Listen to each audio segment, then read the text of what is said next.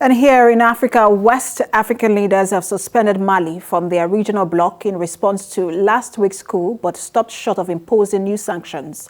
Leaders of the 15-member Economic Community of West African States, ECOWAS, held an emergency summit in Ghana's capital, Accra, on Sunday to agree to a response to the Malian military's toppling of a president and prime minister for the second time in 9 months. Mali's neighbors and international powers fear the latest revolt will jeopardize a commitment to hold a presidential election next February and undermine a regional fight against armed groups linked to Al-Qaeda and ISIL. Speaking after the meeting, Ghana's Foreign Minister Shelley Ayoko Bochwe said Mali's suspension from ECOWAS takes immediate effect until the deadline of the end of February 2022, when the country's interim leaders are supposed to hand over to a democratically elected government. African Affairs Analyst Ademola Oshodi joins me via Skype from Lagos to discuss this. Good to have you join us, Ademola Oshodi. Thank you. I mean, you've been following the development in Mali since August last year when Boubacar Keïta was forcibly removed from office to just recently when we've seen the president and the prime minister also removed from office. And many people said that this indicates that ECOWAS did lose control of the situation.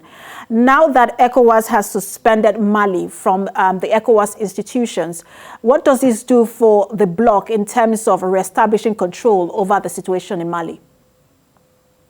Thank you.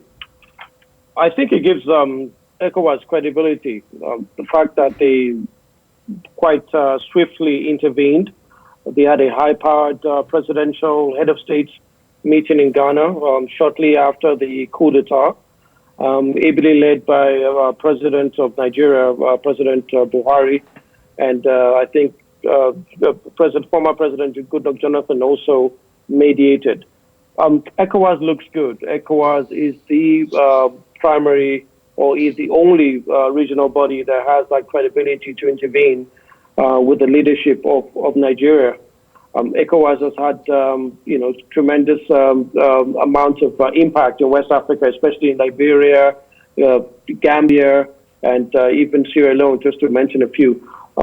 Their intervention in Mali comes with the support of the other international partners like France and the United States. What we see here is a concerted effort by all stakeholders, all affected countries, investors, colonial partners, taking a very forceful interest in the situation in Mali, ensuring that democracy is respected and restored as soon as possible. But doesn't this put ECOWAS at a disadvantage, though, in terms of monitoring the security situation in Mali, which also impacts greatly on other ECOWAS countries? Well, what the coup does itself, which has nothing to do with ECOWAS, it's that it is a worrying, reoccurring issue happening now in Mali.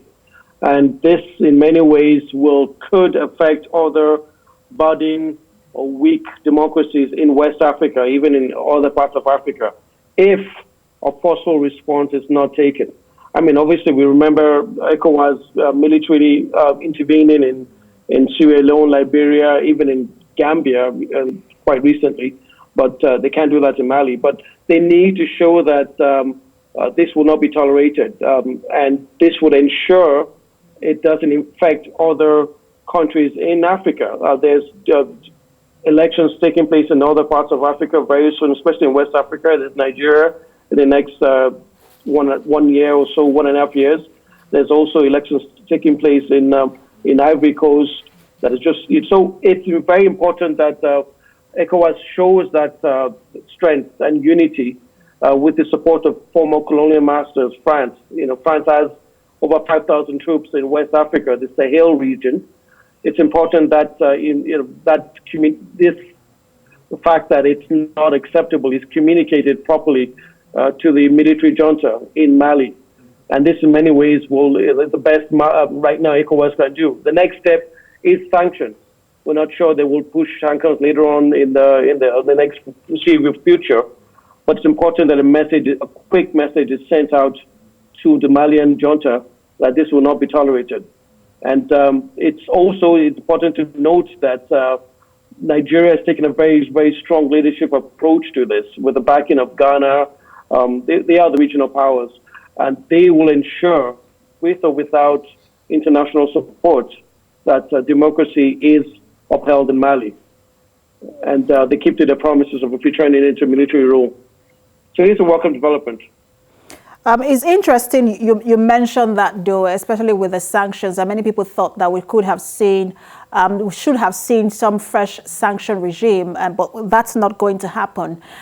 What's your thoughts on that, especially in terms of reestablishing that control with targeted sanctions? It will wreck the economy of Mali further. Well, Mali is, just like every other country, is reeling from the outcome of COVID and all the shutdowns that we all experiencing. It is also dealing with the insurrection up north, with the jihadists and the Tuaregs fighting the government in Bamako. It would also, Mali is also dealing with the falling commodity prices around the world. So the economy is not in a great shape. So if we really want to, finish off the Malian economy and the Malian people with sanctions, it would really, really affect them. And it may have more of a counter effect. It could also be an escalation. They wanted to ensure that this is the first shot, so to speak. So if the Malian junta did not take ECOWAS serious, they could up the game and invoke sanctions on this very, very disturbing developments on the Malian country. But the most important aspect to see is that there's a united front from ECOWAS. There's also resistance from the French. The French president has even threatened to send his military soldiers out of West Africa, out of Mali, if democracy is not restored as soon as possible. I guess in the timeline they give them initially. And also the United States, it's also not in agreement. So it's a united front, and we're all going to see change happening in Mali in the next few weeks, especially with the civilian prime minister. Well, we'll see how the transition government led by Colonel Assimi Goita responds to all of this in the coming days. Thanks for always talking to us, African Affairs Analyst Ademola Oshodi. Thank you.